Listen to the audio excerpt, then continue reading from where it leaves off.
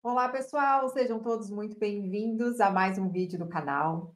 Eu estou bem feliz de gravar esses vídeos aqui para vocês, conseguir adaptar aqui uma plataforma onde eu consigo gravar os vídeos bem da forma que eu gosto, trazendo imagens para que fique mais ilustrativo, mais fácil a compreensão de vocês. E no vídeo de hoje eu quero conversar com vocês então sobre exames de fezes. No vídeo anterior, então, eu trouxe exames de sangue que podem ser feitos num check-up, que eu recomendo. Se você ainda não assistiu, eu sugiro muito que você pegue ali um caderninho e assista esse vídeo com calma, porque eu tenho certeza que você vai aprender muita coisa legal. E agora, então, a gente vai falar então um pouquinho sobre os tipos de exames de fezes que são possíveis de serem feitos para avaliar a nossa saúde intestinal e o que cada um deles representa, como, quando fazer esses exames, tá? Então, eu vou compartilhar aqui minha tela com vocês.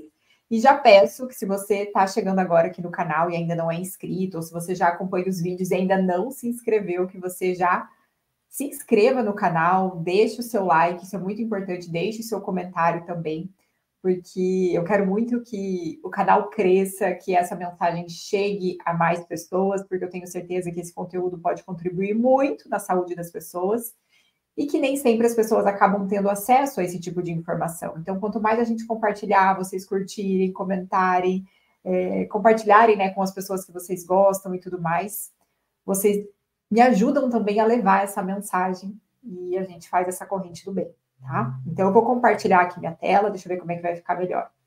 Então, a gente vai falar sobre os exames de fezes, e o primeiro deles que eu quero trazer aqui é a coprocultura. A coprocultura é um exame que ele não é muito utilizado, a gente não utiliza ele para avaliar desbiose intestinal, tá?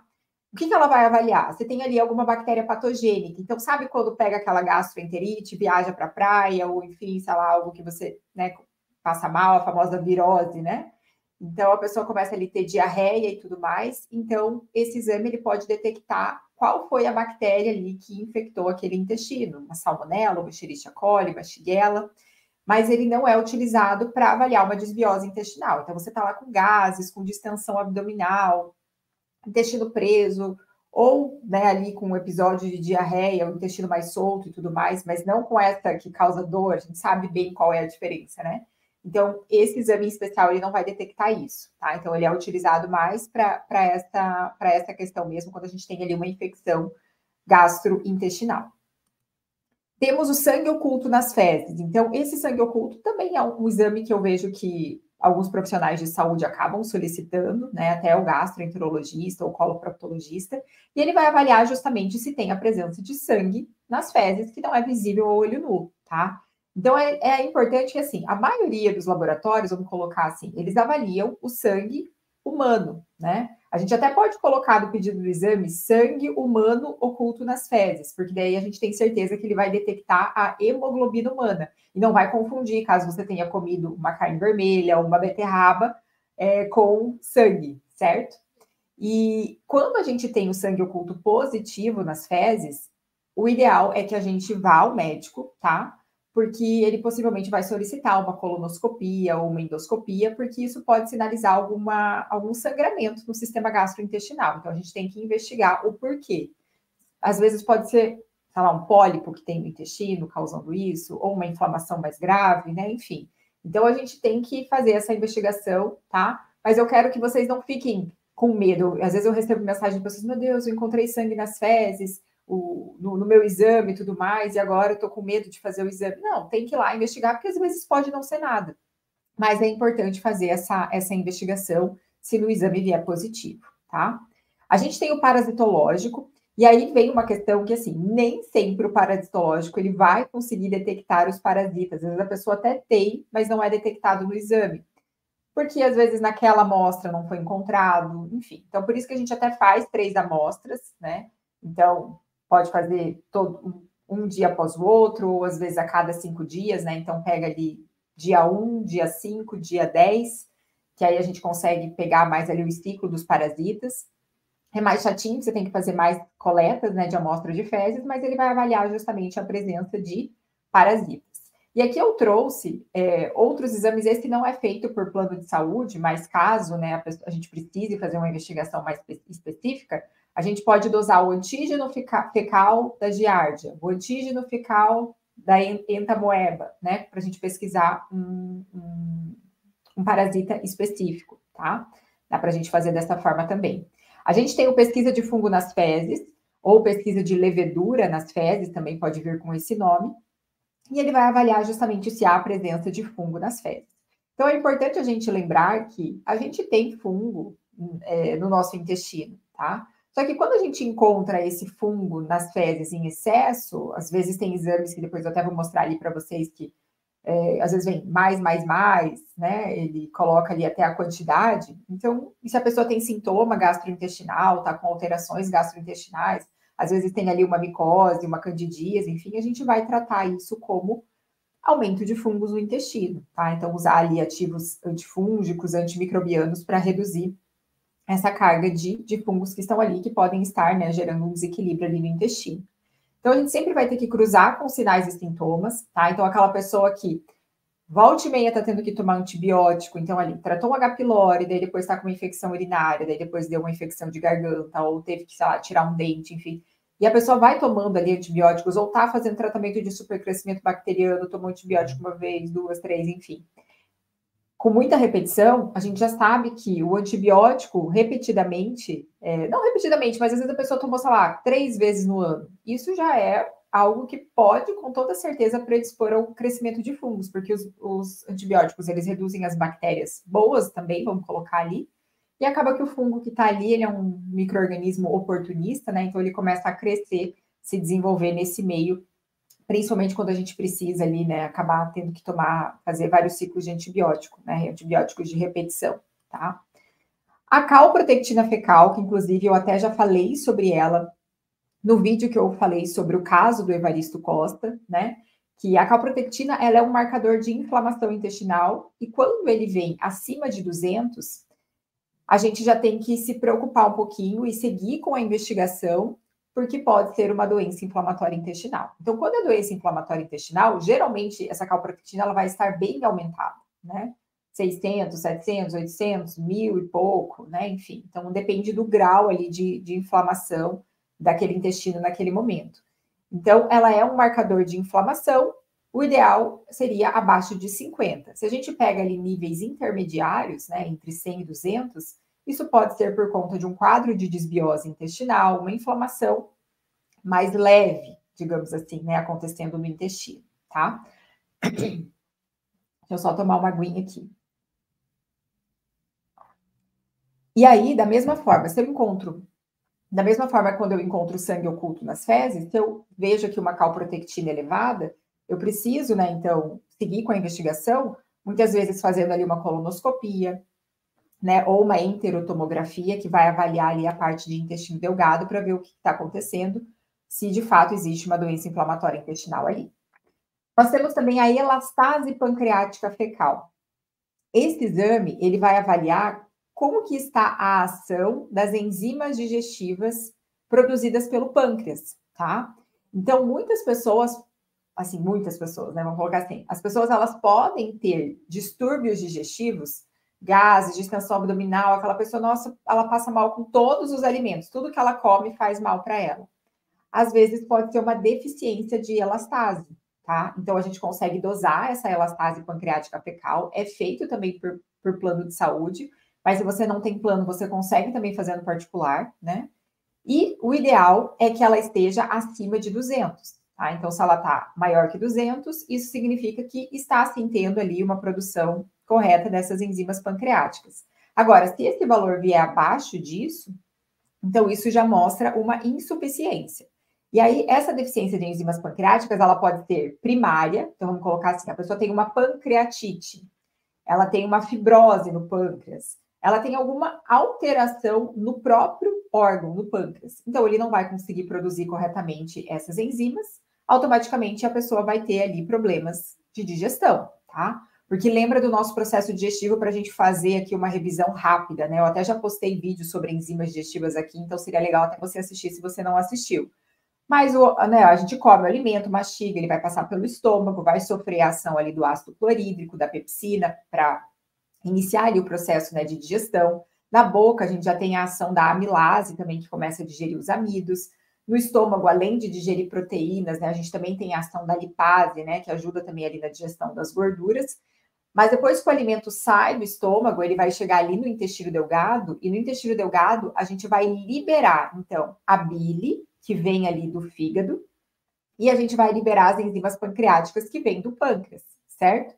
Se essas enzimas, a amilase, lipase, protease, a pancreatina ali, né, não chega ali, eu não consigo finalizar o meu processo de digestão.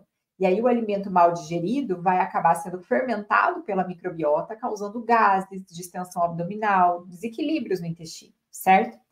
Então, é interessante avaliar. Então, ela pode ser primária por um problema no próprio pâncreas, ou ela pode ser secundária a um quadro de desbiose que está acontecendo ali no intestino delgado, por exemplo. Então, se eu tenho um quadro de supercrescimento bacteriano, um quadro de supercrescimento fúngico, se eu tenho uma doença celíaca, né? A doença celíaca, ela atinge, ela acomete o intestino delgado. Então, ela vai atrofiar a mucosa intestinal e, por conta dessa mucosa, essas enzimas não conseguem ser liberadas e terem ali uma ação correta, tá? Ou se eu tenho uma doença de Crohn que acomete o intestino delgado. Então, qualquer alteração que acometa a parede do meu intestino, onde essas enzimas vão ser liberadas, pode comprometer a ação dessa elastase. Então, é até relativamente comum a gente pegar pacientes, por exemplo, que tem um quadro de supercrescimento bacteriano, a gente dosa a elastase, ela tá baixa. Aí você faz o tratamento do supercrescimento bacteriano, depois você dosa a elastase novamente e ela está boa, tá? E aí, quando eu tenho alteração dessa elastase, a gente precisa entrar com o CREON. CREON é uma enzima digestiva, né, de pancreatina, que vai ter ali amilase, lipase e protease. Então, aqui até o ideal seria a gente entrar com o CREON, porque já é uma enzima padronizada, do que a gente manipular na farmácia, que também pode dar certo, né? A gente fazer uma formulação ali com pancreatina, amilase, lipase, protease.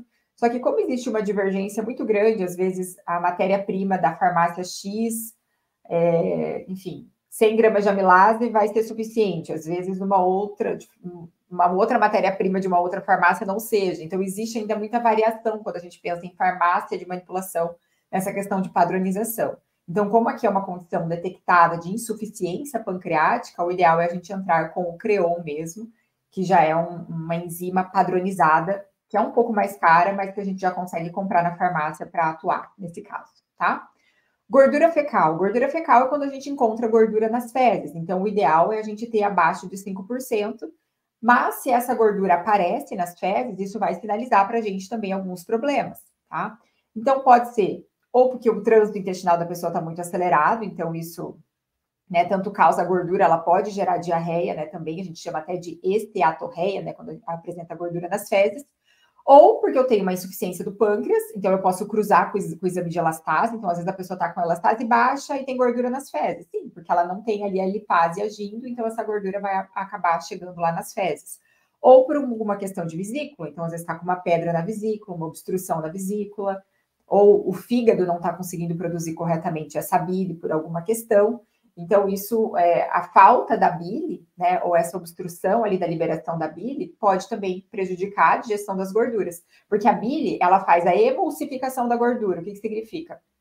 Transformar aquela gordura ali para que depois a lipase pancreática consiga agir e digerir, né, essa gordura para que você consiga digerir completamente e absorver esse nutriente, né, na forma de ácidos graxos, tá?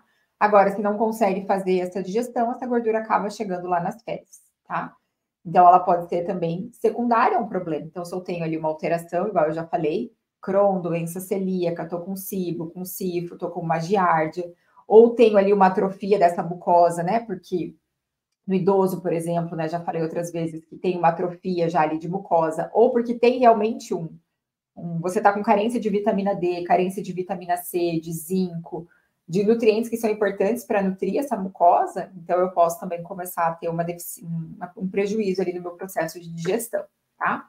E aí a gente tem o coprológico funcional, que é o exame que vai avaliar a função digestiva e ele vai avaliar a característica das fezes que pode trazer aqui alguma resposta, né? Algumas respostas do que está acontecendo. Então, aqui até trouxe, né, um modelo. Então, a gente tem o coprológico funcional que a gente consegue fazer em qualquer laboratório. Só que existe uma diferença muito grande entre os laudos que o laboratório traz. Tem laudos que são muito simplistas, tem laudos que já são um pouquinho maiores, que trazem mais informações. E a gente tem, eu brinco que é a Ferrari do coprológico, que se chama Copromac, que é do laboratório Lemos, que é um exame que é assim muito detalhado e que quando é possível o paciente fazer, nossa, é maravilhoso. Só que ele custa em torno de R$ 1.700, R$ 1.800 esse coprológico funcional do laboratório Lemos. Mas ele traz muito mais informações. Eu até quero fazer um vídeo só para falar sobre ele aqui para vocês. Mas aqui nesse vídeo de hoje eu vou trazer o laudo do laboratório normal, que a gente consegue fazer pelo SUS, consegue fazer pelo plano de saúde, tudo bem certinho, sem custos maiores, ele já consegue trazer respostas para nós, tá? Então, o coprológico, ele vai avaliar ali, vejam só, consistência, forma, cor, cheiro, viscosidade, pH. Então, quando eu olho para o pH, isso aqui já me traz algumas informações. Então, o que seria o ideal do pH das fezes, né? De 6 a 7. Até aqui no laudo desse laboratório, ele traz como 6,5 a 7,5. E já tem outras literaturas que trazem de 6 a 7. Então, a gente tem que avaliar nesse sentido, né? Eu uso geralmente mais de 6 a 7. pH alcalino seria o quê? Um pH acima de 7, né? Então, isso já pode mostrar que tem proteína em excesso nessa dieta, ou que o paciente está com falta de acidez gástrica, né? Uma hipocloridria, e aí, por conta disso, ele não está digerindo bem essa proteína, e essa proteína mal digerida está chegando lá no intestino, deixando esse pH mais alcalino, tá? Ou que esse paciente não come tantas fibras, né? Então, quanto menos fibra eu tenho na alimentação, menos fermentação, porque as bactérias elas vão fermentar essa fibra e elas vão produzir ácidos orgânicos que vão ser importantes ali para a manutenção, para o equilíbrio daquele ambiente intestinal, tá? Então, se eu tenho proteína em excesso com pH, né? Então, eu vou ver depois ali que eu tenho fibras musculares mal digeridas nas fezes, né? E um pH mais alcalino. Então, isso favorece um quadro de desbiose por aumento de proteobactérias. Tem bactérias que gostam de comer proteína.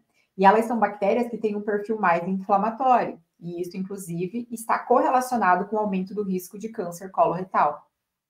Se eu tenho um pH mais ácido, então um pH menor que 6, né?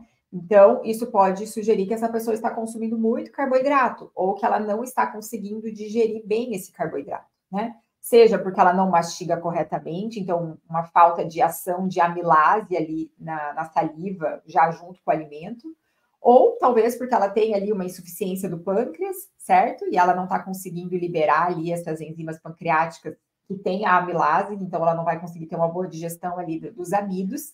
E aí, aquele amido que sobra, aquele carboidrato em excesso ali na alimentação, ele pode favorecer uma desbiose também, tá? Então, isso pode alimentar fungos, a Escherichia coli, que é uma bactéria que mora ali no intestino e que está muito relacionado com infecções urinárias de repetição e tudo mais, então pode favorecer esse quadro.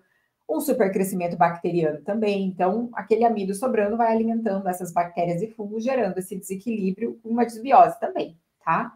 E quando a pessoa tem as fezes mais ácidas, ela pode sentir uma ardência ali na hora da evacuação. Então, toda vez que você sentir as suas fezes mais ácidas, veja se você não comeu muito açúcar, muita massa, enfim, que geralmente isso está atrelado com esse aumento do consumo de carboidratos, tá?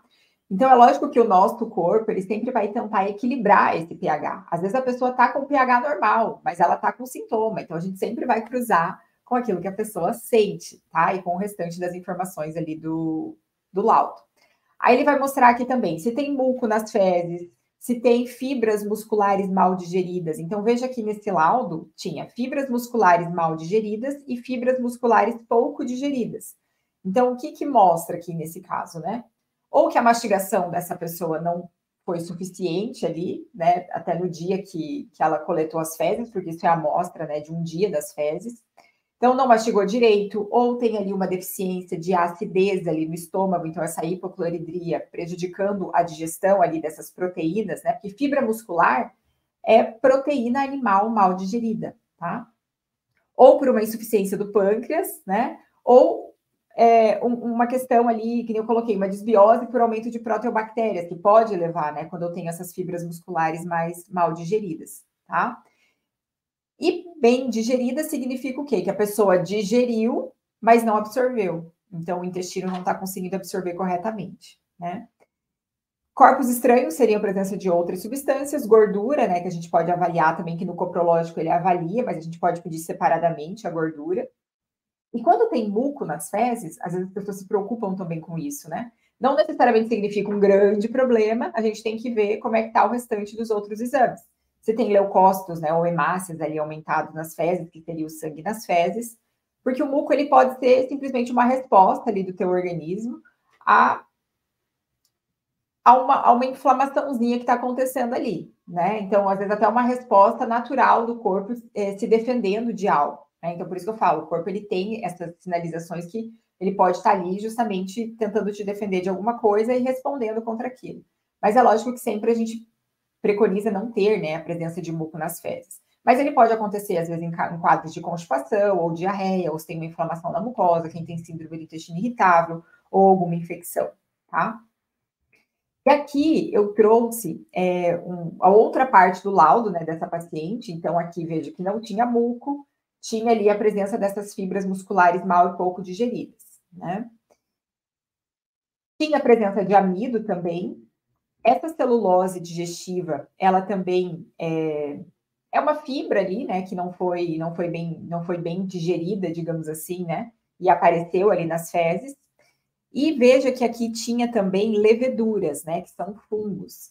E já no laudo anterior estava ali mais 3, né? Então significa que ela estava até com mais fungos do que agora nessa segunda amostra das fezes. Então veja só, essa paciente ela tinha um quadro de constipação e ela tinha episódios de candidíase de repetição, né? Então olha só, o amido presente aqui, então aquele amido sobrando, junto com as leveduras, junto com essa celulose não digestiva que sinaliza, né, esse amido que não foi bem digerido, tá? Por uma deficiência ali de amilase ou até de uma má mastigação, enfim, alimentando fungos. E aí aquele fungo acidificando as fezes também, né, que o pH dela estava ali um pouquinho mais ácido das fezes, gerando esse ciclo vicioso.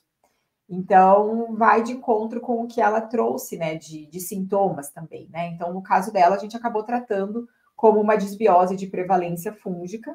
A gente acabou não fazendo o exame de elastase, poderia até ser feito, mas por condições até financeiras, enfim, a gente acabou, né, a paciente não conseguiu fazer, então a gente foi tratando dessa forma e de fato ela foi melhorando, tá? Desse quadro de fungos. Então, aqui, nesse caso, o exame coprológico, ele até traz para a gente respostas de quais enzimas digestivas é melhor a gente trabalhar com essa paciente. No caso dela, a gente acabou entrando com um pool, né? Eu não entrei ali com o Creon, no caso dela, mas a gente fez uma manipulação de pancreatina, né? Porque a pancreatina já tem amilase, lipase e protease.